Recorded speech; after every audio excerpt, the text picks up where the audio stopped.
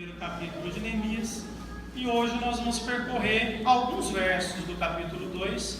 Pretendo, segundo a boa mão de Deus, e até o versículo 8 hoje com os irmãos, trazendo alguns insights que eu fiz nesses 8 versículos que com certeza vão enriquecer bastante a sua vida espiritual nessa noite. Todos os irmãos compraram? Amém. Muitos poucos améns. Neemias está antes de Salmos, depois de Esdras, antes de Esther. É um livro pós-exílio, trata da reconstrução das muralhas de Jerusalém. Está bem no meio da sua Bíblia. Todos acharam? Amém. Neemias capítulo 2, verso 1, a Escritura Sagrada diz assim: E sucedeu, pois, no mês de Nissan, no ano 20º do rei Artaxerxes, que estava posto vinho diante dele, e eu tomei o vinho e o dei ao rei. Porém, nunca antes estivera triste diante dele. E o rei me disse: Por que está triste o teu rosto? Pois não estás doente. Não é isso, senão tristeza de coração? Então temi muito, em grande maneira, e disse ao rei: Viva o rei para sempre. Como não estaria triste o meu rosto, estando a cidade, o lugar dos sepulcros dos meus pais, assolada, e tendo sido consumidas as suas portas a fogo? E o rei me disse: Que me pedes agora? Então orei ao Deus dos céus, e disse ao rei: Se é do agrado do rei, e se o teu servo é aceito em tua presença, peço-te que me envies ajudar a cidade dos sepulcros de meus pais, para que eu a edifique. Então o rei me disse, estando a rainha sentada junto a ele: Quanto durará a tua viagem? E quando voltarás? E aprove ao rei enviar-me, apontando-lhe eu um certo tempo. Disse mais ao rei: Se ao rei parece bem, deem-se-me cartas para os governadores da além do rio, para que me deem passagem até que eu chegue a Judá, como também uma carta para Asaf, guarda do jardim do rei, para que me dê madeira para cobrir as portas do pátio da casa, e para o muro da cidade, e para a casa em que eu houver de entrar. E o rei mas deu, segundo a boa mão de Deus sobre mim. Amém, meus irmãos?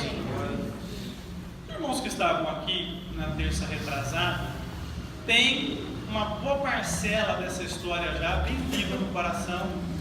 Então nós meditamos a respeito desse personagem chamado Neemias, um personagem que nunca viu milagre nenhum, não teve uma visão, não ouviu uma profecia, mas ele foi sensibilizado pelo sofrimento do povo e decidiu, por amor à glória de Deus, aplicar o seu coração em fazer algo pelos seus irmãos.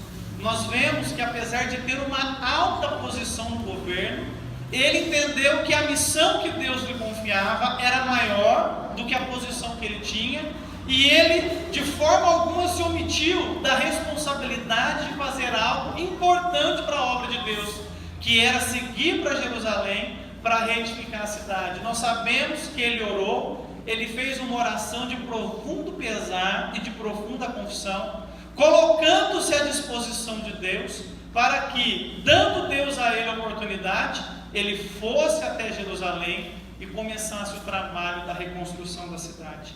E nós vemos aqui no versículo 1 do capítulo 2, que aquela oração que foi feita no capítulo 1, chegou lá no céu. Ela foi ouvida. Ela foi ouvida pelo Senhor, e agora Deus começa a desenrolar essa história, para que aquilo que Neemias pediu no capítulo 1 comece a acontecer no capítulo 2. Então aqui eu já tenho algo para trazer para os irmãos: a importância da oração. Irmãos, Deus escuta a oração. Você pode orar, você pode derramar sua alma diante do Senhor. Não tem palavra bonita em oração, não tem método, não tem norma. A única metodologia bíblica da oração é que ela é dirigida ao Pai e feita em nome de Jesus. O que acontece nesse inteirinho? Você pode ter a oração modelo do Pai Nosso como uma referência, mas muito mais importante do que as palavras que você vai usar na oração é a situação do seu coração diante de Deus. Muitas vezes você faz a oração mais bonita do mundo e não acontece nada. E tem dia que você está um pouco atrapalhado, um pouco machucado, um pouco dolorido, que você faz a oração mais estranha do mundo, que você termina de orar, você olha para o céu e fala: Deus, só o Senhor para entender o que eu orei aqui agora. Mas a resposta chega, porque a palavra não era talvez a melhor, mas o coração estava na posição correta diante de Deus. Só que existe algo que é o segredo do livro, e talvez seja um princípio que nós precisamos entender aqui. Existe um tempo entre a oração de Neemias e esse momento em que ele então está diante do rei, e o rei percebe que o coração dele está apreensivo. Meus irmãos, sempre existe uma distância entre a visão que temos e a concretização daquilo que Deus quer fazer através da nossa vida. Então, todos nós precisamos, como bons cristãos, aprender a esperar o tempo de Deus. Como bons cristãos, entender que Deus não se atrasa, Ele capricha. Aprender que o tempo não é Deus que está tardando ou a gente que está errado, mas é Deus nos ensinando a mais difícil lição de um verdadeiro cristianismo: a lição de que nós dependemos de Deus para todas as coisas. Então, quando Deus não faz, e você está aí toda triste, todo machucado: Deus, por que não aconteceu ainda? Deus está dizendo para você: eu estou ensinando você a depender de mim. Eu estou ensinando você a confiar em mim. Eu estou ensinando você que as coisas vão acontecer do meu tempo e do meu jeito, porque afinal de contas, quem está sentado no trono sou eu. Então deixa eu fazer da minha maneira e vai ser melhor para a tua vida. Aleluia! Então existe um tempo, e esperar esse tempo é muito difícil. O tempo é o melhor amigo de Deus para formar cristãos fortes. Quantos querem ser cristãos fortes aqui? Adoro o nome de Jesus. Agora, quantos estão dispostos a esperar o tempo de Deus? Quantos querem ficar 38 anos no tanque? Ou 12 com hemorragia? Ou 20 como Isaac orando para Rebeca ter um filho e dar um filho para ele? Quantos estão dispostos a isso?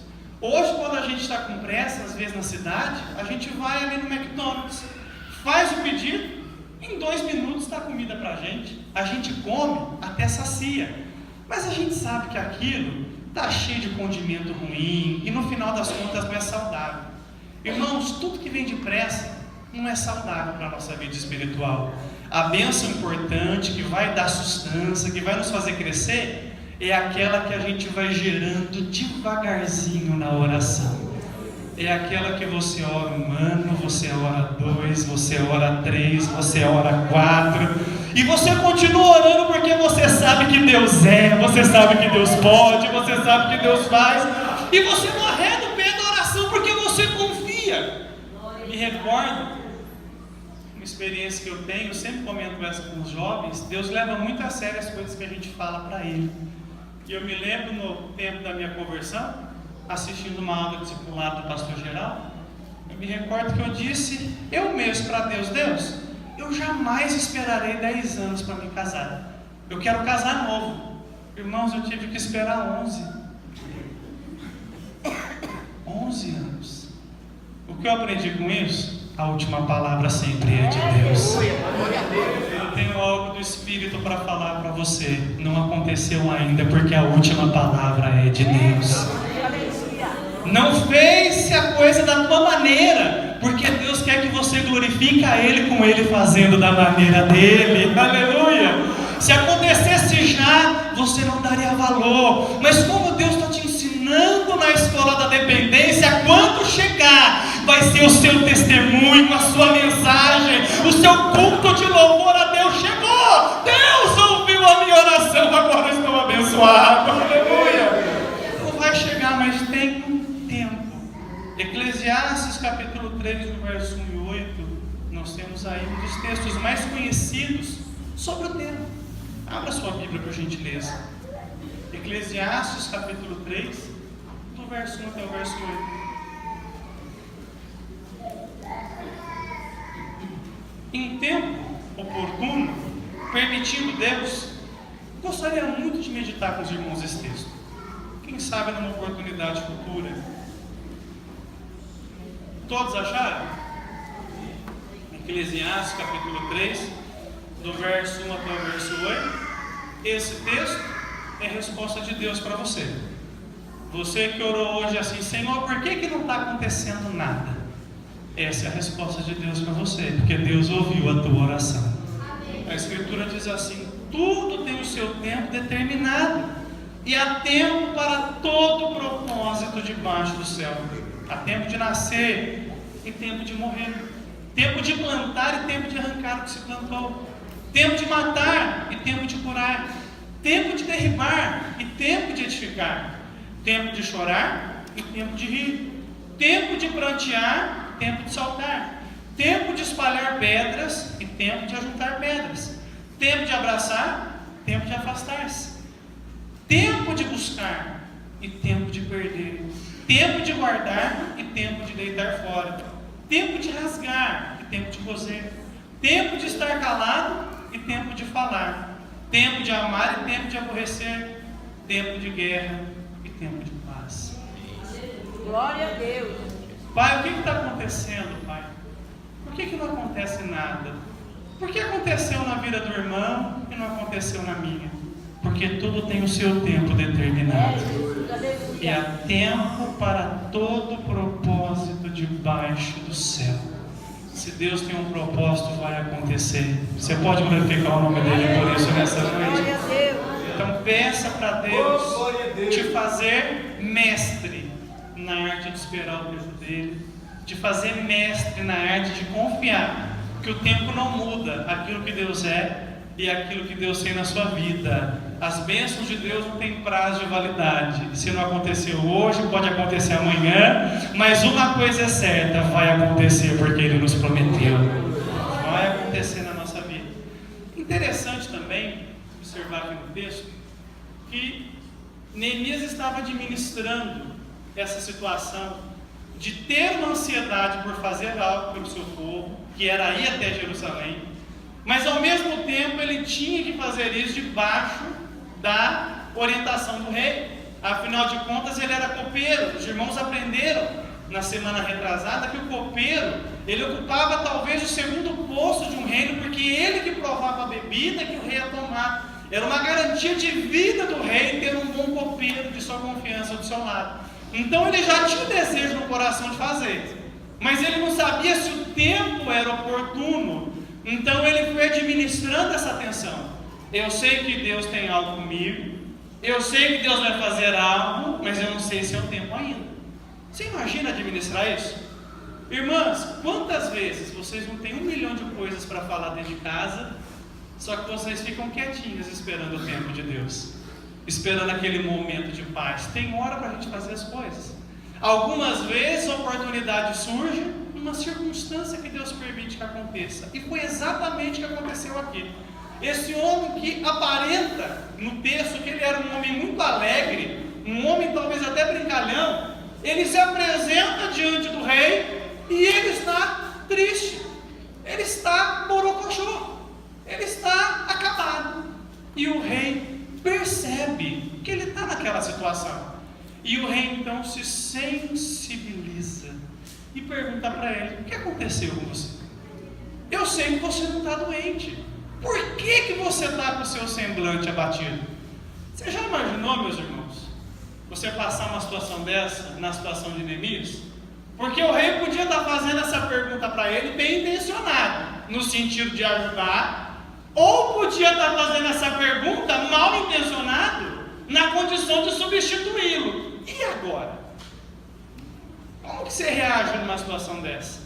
Quantos irmãos aqui já se viram numa situação que parecia que ia ser uma bênção, mas que era uma maldição? Quem já passou por isso aqui já?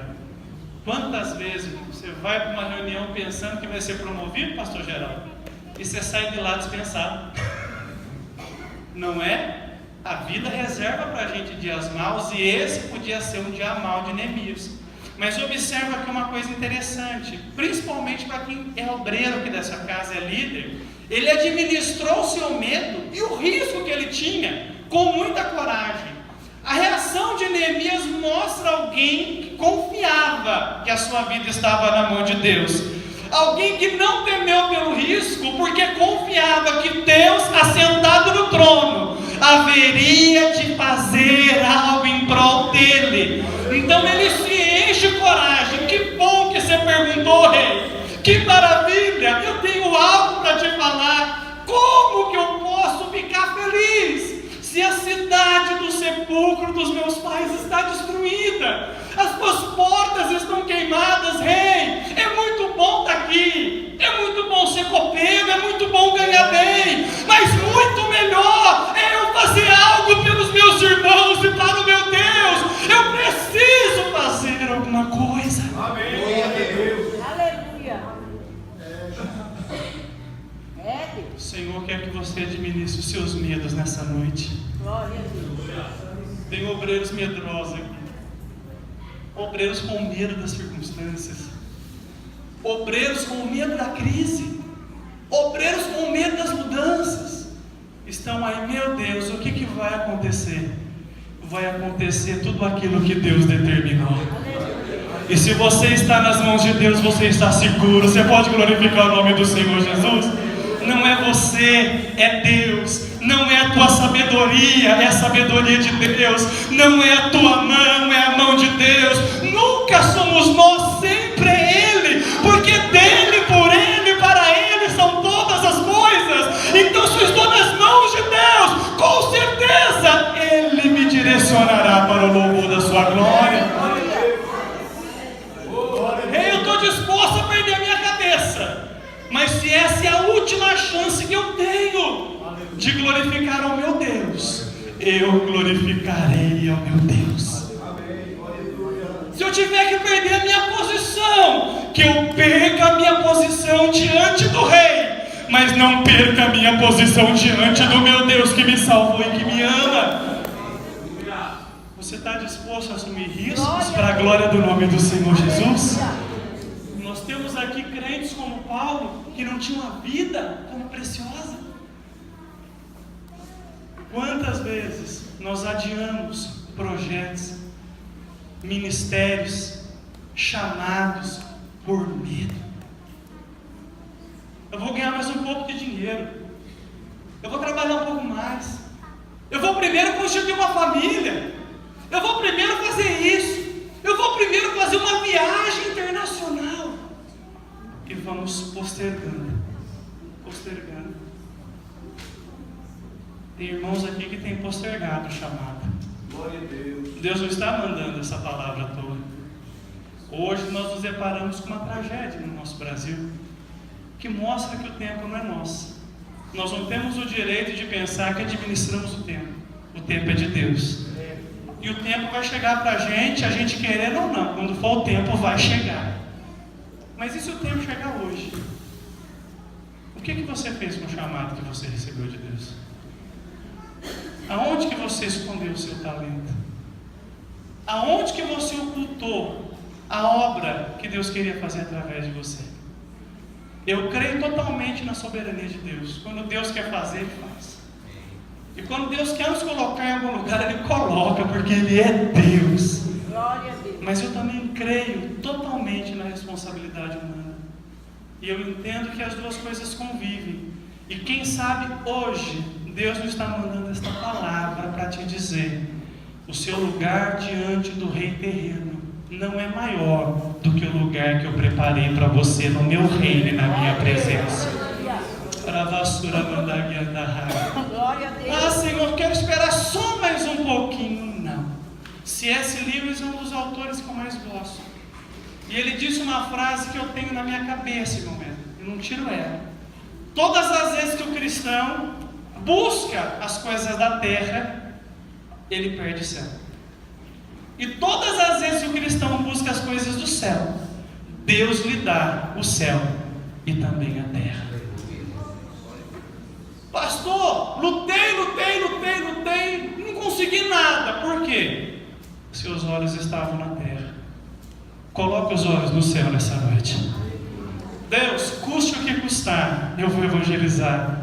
Custe o que custar, eu vou fazer a tua obra. Custe o que custar, eu vou interceder interceder, custe o que custar, eu vou ser uma bênção na minha igreja. E tenha certeza, a boa mão de Deus vai estar sobre a sua vida. Quantos creem nisso? Adoro o nome do Senhor Jesus nessa noite. Santo é o teu nome, Senhor. Ele não teve medo de ter uma reação. E é interessante, muito interessante, que o rei se sensibilizou por aquilo, o texto deixa claro. E aqui eu tenho talvez uma das lições mais interessantes. O verso 4 diz: e o rei me disse: o que é que você me pede agora? Oh, irmão, que coisa boa. É quando o patrão fala pra gente: o que você quer? Quanto que você quer ganhar? Oh, irmãos, é tão bom. Se um dia eu trabalhar com meu tio aqui, eu vou ver a hora, quanto que você quer ganhar, filho? Eu vou falar aleluia. Não é? Coisa boa, né? Quanta coisa que Neemias podia pedir de sopetão, não é, irmãos? Mas sabe o que ele fez? Está escrito aqui: então eu orei ao Deus do céu. Ele não dobrou o joelho porque não dava tempo. Você imagina? Peraí, rei. Aí ele ajoelha: Senhor, o rei acabou de perguntar para mim o que eu quero, o que eu vou responder? Não dava tempo. Tem a oração que a gente faz lá no culto do quarto, que a gente geme, chora, fala em línguas, tem visão, tem revelação, aquele momento em que a gente se encontra com Deus do céu, e o fardo sai, a tristeza sai, o pesar sai, e só sobra alegria, alegria abundante, porque na presença dele, a abundância de alegria. Mas tem orações que são orações espontâneas e rápidas, bem rápidas. O que você me pede agora? Ele orou imediatamente, por certo com a mente: Deus, me dá sabedoria. Peça para Deus sabedoria. É. Aleluia. Quantas oportunidades que você perdeu, porque o rei perguntou para você o que você queria e você falou coisa terrena. Você pensou só no próprio umbigo e perdeu. Então a próxima vez, porque olha, eu estou liberando uma palavra de Deus, porque vai chegar um tempo de oportunidades para irmãos aqui. Receba em nome de Jesus, oportunidades vão surgir, portas vão ser abertas, muitas coisas vão estar diante de vocês, porque Deus vai dar crescimento para vocês. Mas quando chegar a oportunidade, ore ao Deus do céu. Ore ao Deus do céu. A oração, meus irmãos, é a causa de Cristo ter morrido por nós na cruz, para que nós pudéssemos ter comunhão com o Pai Celestial novamente. Deus quer ter comunhão com você. Deus quer ser o seu melhor amigo para mandar guiando a raça. Ele quer ouvir a tua voz e quer que você ouça a voz dele também. Quantas vezes você tem ouvido a voz do opositor, a voz do caluniador, a voz do fofoqueiro, mas não ouve a voz do Deus Todo-Poderoso? A voz do fofoqueiro não te dá bênção, a voz do caluniador te põe para baixo, a voz do acusador tira o seu contato com Deus, mas a voz de Deus tira Lázaro da sepultura, a voz de Deus despedaça os cedros do Líbano. No poder da voz de Deus, o universo e os mundos foram criados, a voz de Deus tem poder.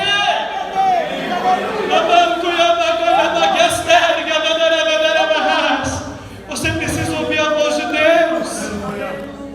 Pare de errar. Sabe que a tua alma é agitada? Você não consegue ficar sem falar um segundo. Você não consegue ficar sem procurar picuinho um segundo, porque você não sabe ouvir a voz de Deus ainda. Porque quem escuta a voz de Deus é calado. Nada o afeta. Está falando de você, não tem problema. Deus falou que me ama, é isso que me importa. Ah, mas fulano não gosta de você, não me importa. Quem importa me ama, ele morreu por mim na cruz do Calvário. Quanta gente agitada, encrenqueira, mexeriqueira, porque não escuta a voz de Deus, não ora ao Deus do céu. Mas ele orou ao Deus do céu. Orar antes é dependência. Eu não sei o que o amanhã me reserva, mas Pai, a minha vida está nas tuas mãos. Deus quer nos ensinar a dependência. Adore a Deus se você quer aprender a dependência nessa noite. Orar antes é dependência. Orar durante a comunhão. Que coisa boa. Quinta-feira, irmãos, eu estava todo atrapalhado, irmãos. Eu ia atender um cliente o dia todo. Mas pensa um dia que você está atrapalhado na agenda. Aí na quarta-feira à noite tu resolve, pastor Geraldo, comer uma bala. Você esquece que já é adulto, pega uma bala da sua filha e vai comer a bala. A bala grudou do dente do fundo, que é restaurado, e sai o dente inteiro na bala. Falei, puxa vida, justo amanhã, que eu vou entrar no cliente às 9 e vou sair, se Deus permitir, às 6. E agora? Vou falar com Jesus, Jesus me ajuda. Move o coração do homem, que é o meu cliente mais difícil, mais pontual, mais regradinho. Eu fui falar com Jesus, a minha esposa disse também que falou com Jesus. Cheguei lá, mostrei o projeto, irmãos. Pensa o momento que você chegou ali pisando em ovos. Mostrei o projeto e ele é um cliente muito meticuloso. E ele acompanhando o projeto, ele não falava uma palavra. Posso passar aqui? Passava. Próxima página? Pode passar? E um sorriso no rosto e eu lá dentro. Glória a Deus, Deus está agindo. Glória a Deus, Deus está agindo. Glória a Deus, Deus está agindo. Quando eu terminei de apresentar, e aí? Tá muito bom, Sérgio. Eu vou deixar você trabalhar. Se quiser, pode ir embora. Vai trabalhar em casa. Vai fazer um projeto em casa, que o que eu vi eu já estou satisfeito. Irmãos, orar durante a comunhão, fala com Deus que o milagre vai acontecer. Aí de lá, fui pro dentista, fizeram rapidinho para mim aqui, um curativozinho até eu conseguir pegar realmente alguém que faça a restauração com pino, com coroa completa. Cheguei em casa, minha esposa, já chegou? E eu todo metido, cheguei com o dente já consertadinho, porque Deus ouviu a minha oração. Aleluia. Orar durante a comunhão. Você está trabalhando lavando a louça? Fala com Deus. Você vai fazer uma venda? Fala com Deus. Você vai fazer um exame? Fala com Deus. Vai manter nessa comunhão. E orar depois é gratidão. Quando a bênção chegar, não foi você. Quando o milagre acontecer, não foi você. Quando a pessoa aceitar Jesus, não foi você. Foi Ele, foi Ele, foi Ele. Então agradeça, Pai, obrigado. Pai, obrigado, Pai, obrigado. Ao Senhor a honra, ao Senhor a glória, ao Senhor o louvor. Foi o Senhor que fez. Aleluia. Ore antes, ore durante, ore depois. Aprenda isso em nome de Jesus. Aprenda. Só que aqui tem um ponto que a gente tem que ver também. Ele orou, mas ele tinha também algo esquematizado no coração dele. Neemias tinha um plano. Irmão, Deus usa quem tem planos. Amém? Amém. O maior problema nosso hoje em dia é que nós não somos previdentes. A gente não olha para o futuro com o olhar de estrategista. É interessante, pastor Geraldo, que quando o rei pede para Neemias responder o que ele queria, ele ora, mas ele começa a passar um planejamento completo para o rei. Irmãos, para a gente que é líder, isso aqui é de dar inveja na gente. Olha o que ele responde, irmãos, vê se alguém que está triste, nervoso, conseguiria bolar um plano desse, tão meticuloso. Olha o que ele responde aqui, a partir do verso 5. E disse ao rei: se é do agrado do rei, e se o teu servo é aceito em tua presença, peço-te que me envies a ajudar a cidade do sepulcro de meus pais, para que eu a edifique.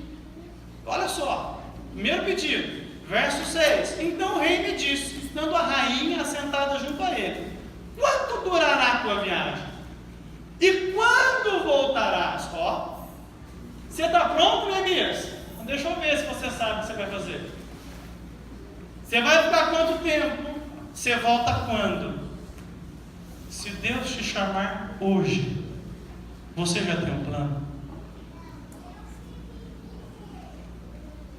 Quantas mudanças estão acontecendo em Carlos Lourenço? Eu pergunto para você: Você tem um plano para que você faça parte da mudança que Deus está fazendo aqui? Ou você está de braço cruzado reclamando? De braço cruzado murmurando? Deus não usa quem tem murmuração. Deus usa quem tem um plano. É Deus, aleluia. Você tem um plano. Arde no seu coração o desejo de fazer algo novo pelo reino de Deus e pela sua igreja local. Então Deus vai escolher você. Ele vai fazer nascer no seu coração planos e projetos. Assim que o rei pergunta mais detalhes, o camarada, que é um líder por excelência, ele continua. Versículo de número 7. Disse mais ao rei, ele dizendo ao rei: se ao rei parece bem, deem-se-me cartas para os governadores da além do rio, para que me deem passagem até que chegue a Judá, como também uma carta para Asaf, guarda do jardim do rei, para que me dê madeira, para cobrir as portas do paço da casa, e para o muro da cidade, e para a casa em que eu houver de entrar. Olha só, eu tenho um plano, rei. Eu sei o que eu vou fazer, rei. Eu estou preparado para essa missão. Eu estou pronto. Se Deus te chamar hoje, você está pronto? Você tem um plano? Pastor, eu nunca pensei nisso. O Espírito Santo está fazendo nascer no seu coração planos espirituais. Projetos. Pastor, mas ter planos, ser previdente, não é uma presunção. Não sou eu querendo dominar o rumo da minha história e dessa maneira me opor à direção que Deus pode dar para mim. Nunca foi. Jesus, certa vez, ele disse a respeito de um homem que, ao edificar a torre, ele precisava ter a certeza que ele seria capaz de terminar aquele projeto. E ele também fala de um rei que, antes de entrar em batalha contra outro reino, ele precisa avaliar se o seu exército será capaz de vencer aquela batalha. Então existe a presunção e existe a previdência. A presunção é, custe o que custar, eu atropelo Geraldo, eu atropelo Marcelo, eu atropelo Osvaldo, nem Deus me impede, eu vou fazer isso. Presunção. Para esses vale a palavra de Tiago: você nem sabe se vai acordar amanhã. Você deveria falar: se Deus quiser, se Deus permitir, eu vou fazer assim e assim. Mas o previdente é diferente. Ele olha para o futuro com tamanho entusiasmo que ele fala: Deus, está aqui o meu dia, está aqui o meu projeto, estão aqui os meus planos, me direciona. Se o caminho é esse, me põe aqui. Se o caminho é aquele, me põe aqui. Eu preciso de direção, eu preciso de direcionamento. Abençoa os meus planos, Senhor. E se o Senhor não quiser, pode soprar um vento e me tirar, porque mais importante que o meu plano é o teu projeto para a minha vida. Glória a Deus. Essa é a previdência. Você pode planejar, você pode se estruturar, você pode ter planos, mas você submete eles ao governo de Cristo, e Cristo dá a direção. Amém. Quantas vezes, irmãos do Voz de Sião, eu estava convicto a tomar uma decisão e levava em oração. Já tinha a bênção da esposa, já tinha conselho de cristãos maduros para fazer, mas quando você leva o coração, de repente aquele desejo desaparece, o coração fecha, e aí você não faz, e aí você vê que Deus te deu o livramento. Então você dá para tomar uma decisão. Tem crentes aqui que vão tomar decisões por esses dias. Escuta, Deus está falando com você. Você já falou com o papai primeiro? Você já pediu a bênção dele? Deus está direcionando você? Não sei, pastor. Dobra o teu joelho e vai falar com o teu Deus. Deus vai direcionar. Muitas vezes, ao dobrar os joelhos, Deus mudou drasticamente os meus planos. E quando você apura o resultado daquilo, você percebe que você glorificou mais a Deus, você não perdeu o seu posicionamento moral e de santificação por ter tomado aquela decisão, e os frutos ficaram muito mais evidentes. Deus quer te dar uma colheita muito grande, meu irmão e minha irmã. Aleluia. Mas você precisa submeter os seus planos, os seus projetos nas mãos de Deus. E aqui eu termino essa reflexão usando a última palavra de Neemias. Esse é o sentimento que o cristão tem que ter. Esse é o sentimento que nós devemos ter.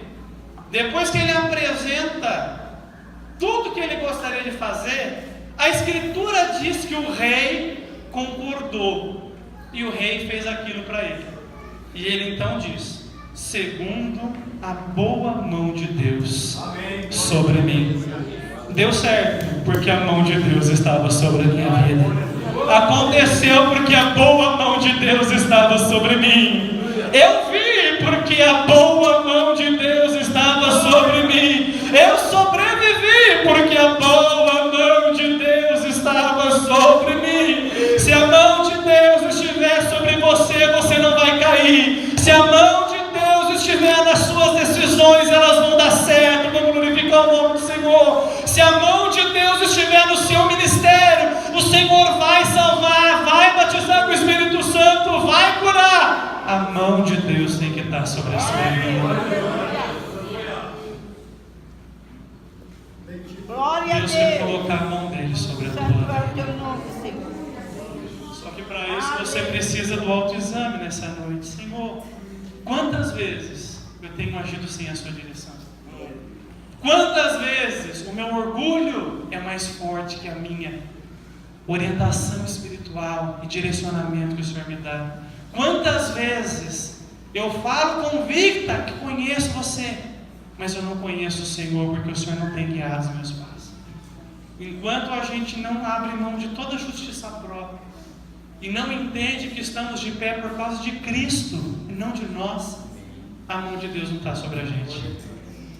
Agora, quando a gente está caído no chão, arrastando, irmão Oswaldo, mas convicto, estou aqui por causa dele. Amém. A mão de Deus permanece sobre a nossa vida. Glória. Quantas vezes pensei que ia morrer? Morrer ministerialmente, morrer profissionalmente. Mas de repente Deus estendeu as suas mãos de graça e mudou a circunstância.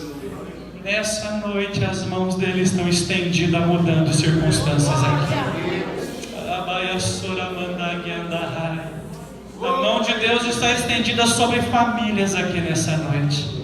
Não vai desabar, não vai ter ruína, vai ter glória dentro do teu lar, porque a boa mão de Deus estará sobre você. Quantos irmãos aqui estão preocupados? Deus, como é que vai ser agora? Eu não sei, eu não consigo, eu acho que não vai dar. A boa mão de Deus está sobre você. Vai haver multiplicação, vai haver crescimento, vai haver glória, porque a boa mão de Deus está sobre a sua vida. Nosso êxito, o sucesso nosso, não está em nós, mas na boa mão de Deus sobre a nossa vida. Fique de pé em nome do Senhor Glória a Jesus. Deus. Santo é o teu nome, Senhor.